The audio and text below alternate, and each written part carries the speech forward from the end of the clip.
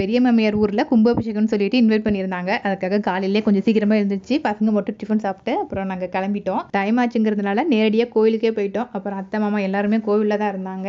அப்புறம் சாமிலாம் கும்பிட்டுட்டு அதுக்கப்புறம் தான் அத்தை வீட்டுக்கு போயிருந்தோம். எப்போதும் போல் தேவா அந்த டாய்ஸ் எல்லாமே வித்துட்டு இருக்கும்போது எதாவது கேட்டுட்டு இருந்தான். பலூன் மட்டும் போதும்னு சொல்லிட்டு அதை மட்டும் தான் வாங்கி கொடுத்துட்டு கோவில் பக்கத்துலேயே லஞ்சும் ரெடி பண்ணியிருந்தாங்க. அப்புறம் சாப்பிட்டுட்டு அப்புறம் கொஞ்சம் நேரம் மட்டும் டைம் ஸ்பெண்ட் பண்ணிட்டு கிளம்பிட்டோம். ஏன்னா அம்மா அப்பா வந்து ஊர்லேருந்து வரேன்னு சொல்லியிருந்து ஃபோன் பண்ணாங்க.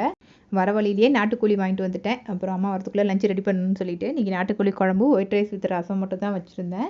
அம்மா அப்பா சீத்தாப்பழம் நிறையா வாங்கிட்டு வந்திருந்தாங்க. அங்கே அம்மா வீட்டுக்கு பக்கத்தில் தான் விளையுது. அதுவும் எனக்கு ரொம்ப பிடிக்கும். தாருக்கும் தேவாவுக்கும் ரொம்ப ரொம்ப பிடிக்கும்.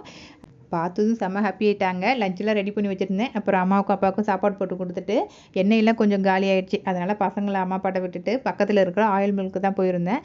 எண்ணெய் வந்து நாங்கள் எங்கே வாங்குவோன்னா செக்கில் ஆட்டுவாங்கள்ல, நேரடியாக அங்கேயே போயிட்டு வீட்டுக்கு தேவையான எண்ணெயெல்லாம் வாங்கிட்டு வந்தோம். நாளைக்கு வேறு ஒரு வீடியோவில் பார்க்கலாம். பாய்.